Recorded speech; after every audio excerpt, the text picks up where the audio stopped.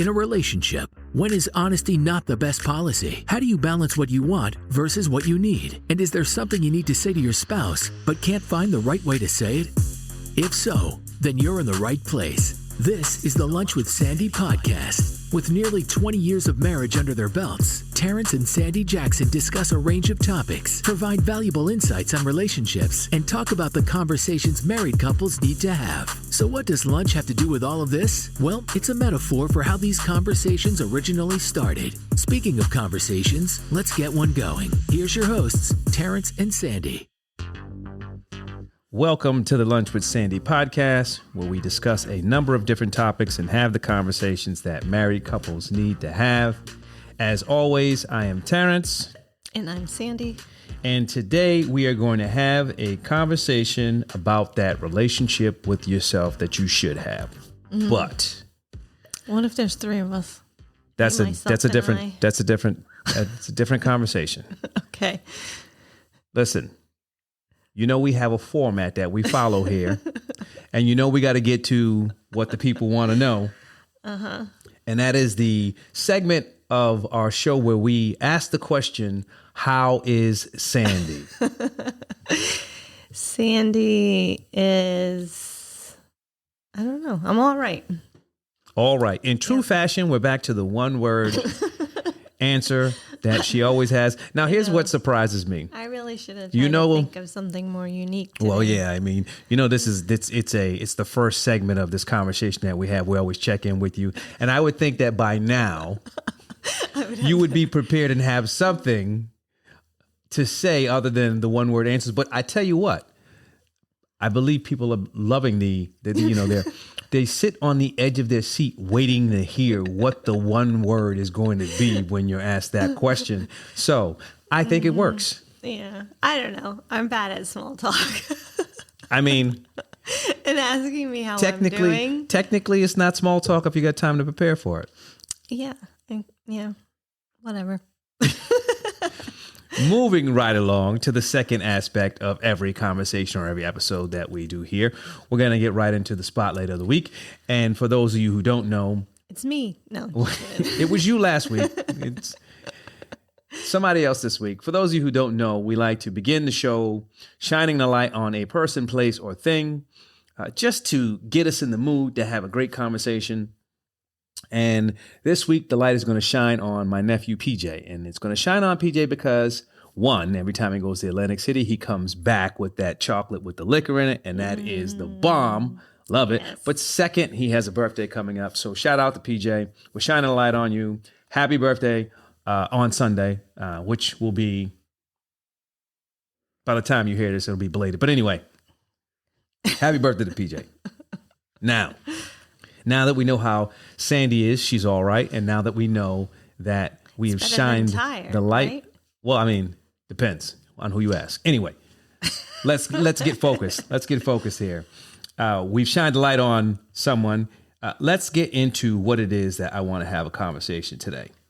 Now, we've done a number of episodes, and in those episodes, we've had a number of conversations, and they have somewhat touched on, you know, when you talk about relationships and building the foundations and the things that you should do or could do to make sure that your relationship is as strong as it needs to be when you talk about you and your partner. But today, I want to talk about something a little different, because I believe in order to build that foundation, in order to be a better partner in that relationship, you have to be the best version of yourself. Or striving to be, at least. Or striving to. My point is, in order to be the best version of yourself, I think you really have to know yourself, and you really have to have a great relationship with yourself. So today, we're going to talk about nurturing that relationship with yourself. Sound like a plan? Yes, it does. I'll let her know. Yeah. Anyway, let's talk Done.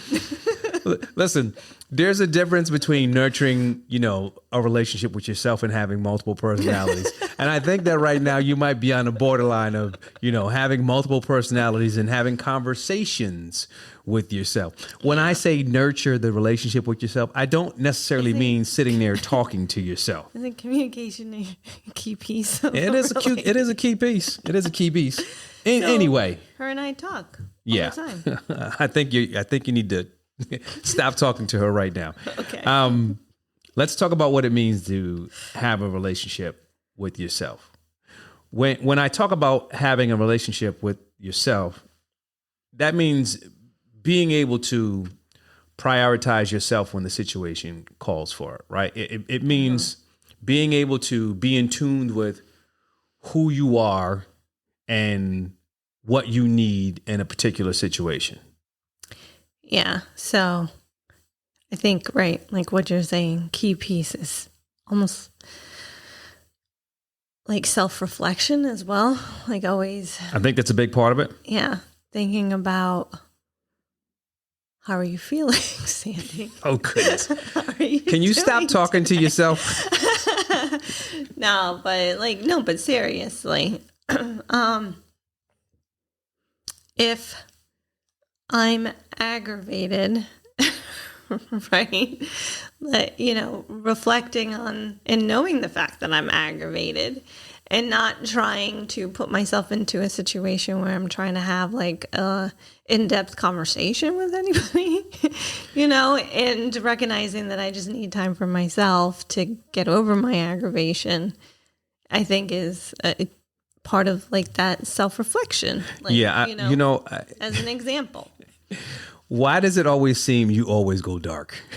Because I'm a dark person. Listen, essentially, when I talk about she's dark, I'm light.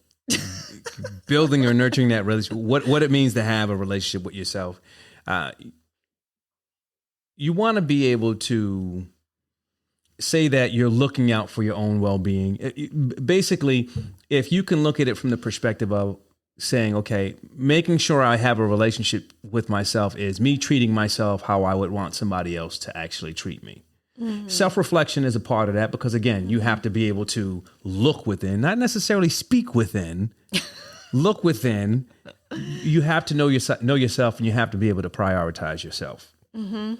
So when we talk about what it means to have a relationship with yourself, let's talk about the steps that you can actually take to start nurturing that relationship with yourself. Well, one of the things I feel like is necessary is being happy with yourself. Mm-hmm. And that could be a multitude of different aspects of that. But I think at the end of the day, it's just being happy with who you are. I think being happy with who you are. I think also focusing on the things that actually bring you happiness and joy. Because when you can focus on those things, they are going to actually make you happy. Mm-hmm. I think another and a very basic part of it is just making sure you take care of your own basic needs. You can't begin to take care of someone else if you don't take care of yourself. I always say, in order for you to be fully committed and invested in being able to do something for someone, you have to be able to take care of yourself. If you can't take care of yourself, then how are you going to take care of somebody else? Yeah. Valid point. Stop putting yourself as last. Well, I mean, yeah, right? 100%.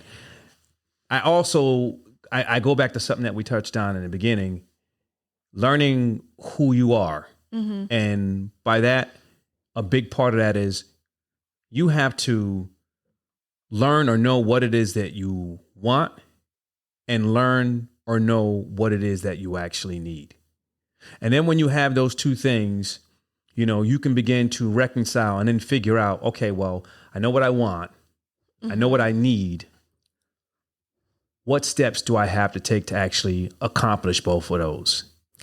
Yeah, no, for sure. And then that can even still tie back being happy with yourself, because there was a point in time where I had gained a couple of extra pounds, and what I wanted was those pounds off.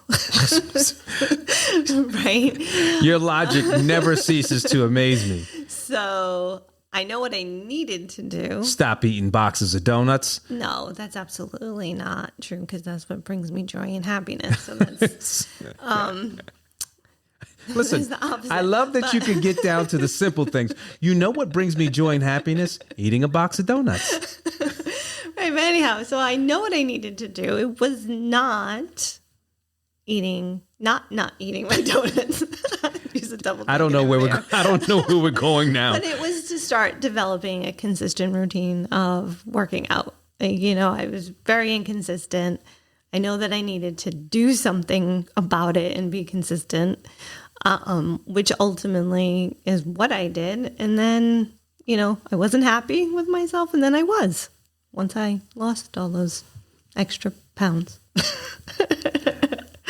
I'm not going to say anything about the boxes of donuts. We're going to move on. If you're not happy, I don't think that you can make someone else happy. So finding yourself, knowing what you want, knowing what you need, and making sure that you focus on those things that bring you joy and happiness, that is a big part of nurturing that relationship with yourself. I think a lot of times people are in situations where they feel that they need to be in a relationship with someone else, and they let that define them without looking at that relationship with themselves, which once you focus on that relationship with yourself, it makes you much more in tuned with being in a relationship with someone else, and you're able to provide more because now you have taken the time and invested in yourself. You know who you are, and then now you can take that person that you are in totality and invest that in being in a relationship with someone else. Well, yeah, also when you're not happy with yourself, I think it puts people in a position to seek happiness through others. And that's obviously very contradictory to that, is that you need to be happy with yourself first, right? And then other people can help with that happiness, but they shouldn't be the happiness. Yeah. You shouldn't be seeking the happiness from them. Exactly. So again, essentially, you need to put yourself in situations where you can find that happiness or create that happiness from or within yourself. And now you can experience that happiness or increase that happiness with being in a relationship with someone else. But yeah, you shouldn't seek happiness from someone else. Yeah. Because if you seek happiness from someone else, when someone else leaves or someone else is not happy or not willing to make you happy anymore, now you're unhappy. Yeah. Follow that logic there. Now you're unhappy. No, exactly. So you need to definitely make time for yourself. I think and when I say yourself, it doesn't have to be even just a solo. Like, I just need to be by myself. Sometimes solo is good. No, it is good. But especially when you're in a relationship, when I'm thinking of time for myself, it doesn't necessarily always need to be where I need to be alone. Maybe I'm out with my friends or... Oh, yeah, I get that. Like, just... But you are taking time for yourself. Yes. Yeah, and whatever that activity is, or however you define it, as long as it is for yourself, then that's fine. Because I do think that when we talk about relationships, when we talk about people coming together, I do think there is the opportunity for one person to lose their identity depending on how they move within that relationship and how that relationship is formed. If you don't take the opportunity to take time for yourself and do the things that make you happy. Now, that's not to say that you can't be a part of activities or, things that make you happy as a couple or make the other person happy, but you got to make sure that you're doing the things that make you happy. And that's going to put you in a better place to be a part of and experience those other things that you can experience and be happy with as a couple. Yep. And I know I ruined your bike riding alone time. Sorry.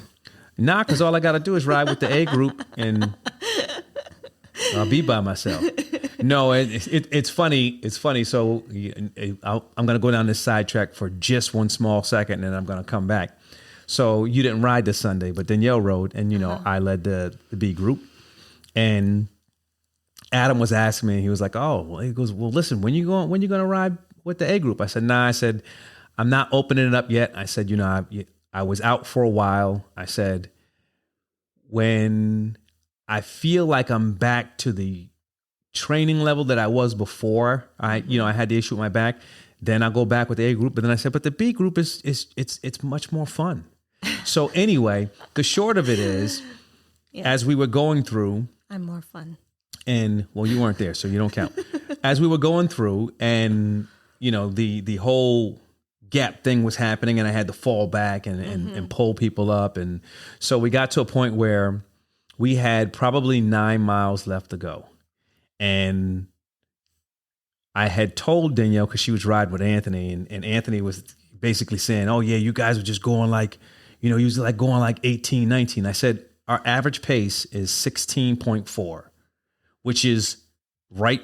The B group is 16 to 18. I said, so, we might have been going 18, but averaging right now, we're at 16.4. And I said, that's because in some places, if you have to go up a hill and you're waiting for people or whatever, and you're going, 10, 12 miles an hour, the way you keep that average up is in those places where it's flat. Mm-hmm. So anyway, him and Danielle were in the back, and I told Danielle, and I said, listen, I said, you know how he gets.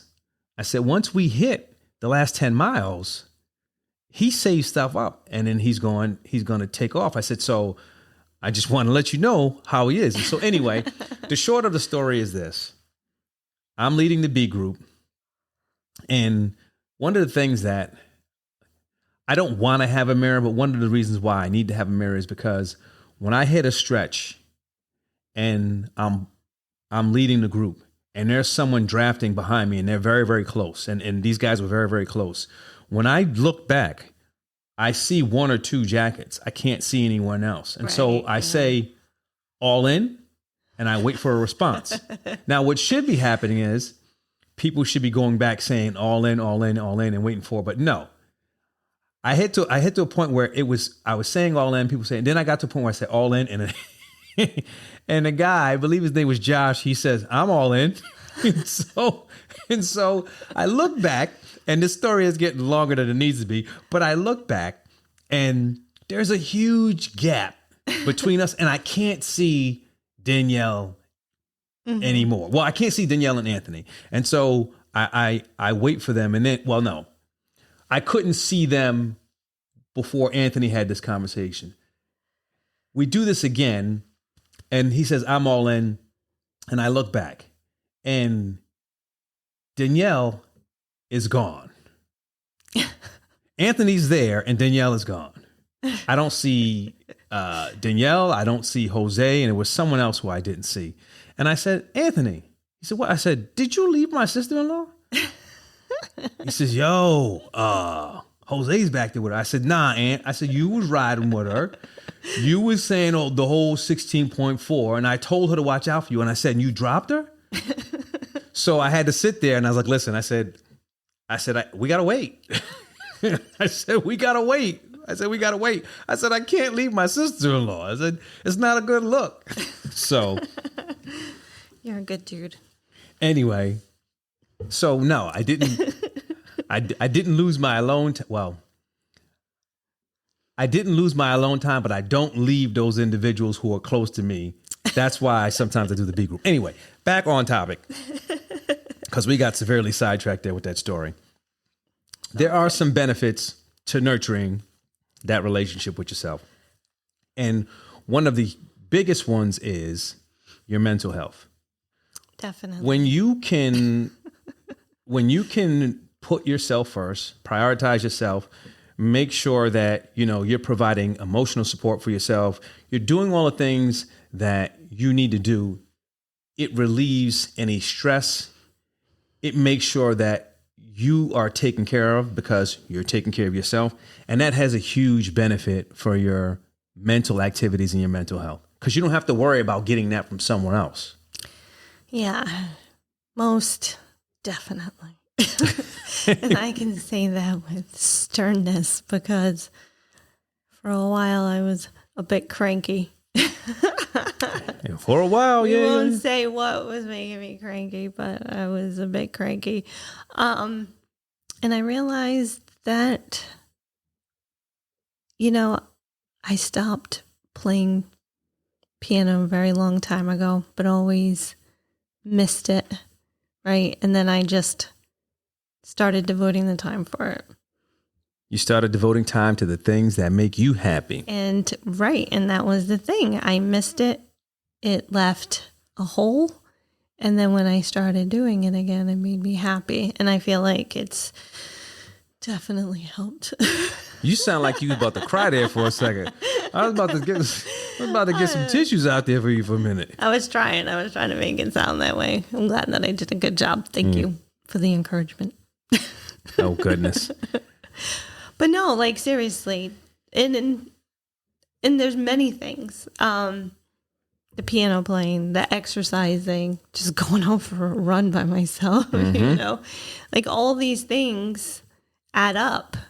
And it's not that I need to do every single one every day, but I should be at least doing one of them every day. Yeah, because, it gives you it's a release. Yeah, yep, exactly. Another one that you hit on earlier, and you might not have hit on it from this perspective, but you said the word.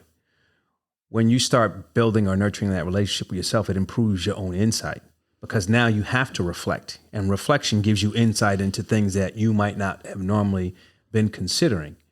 And now when you have that insight, you know yourself. When you know yourself, there's a huge benefit from knowing what you like, what you don't like. And at the same time, the insight into yourself also provides you insight into other situations because, practice makes better. And when you're able to look at things and bring them into perspective, that opportunity and that experience extends outside of just looking at who you are.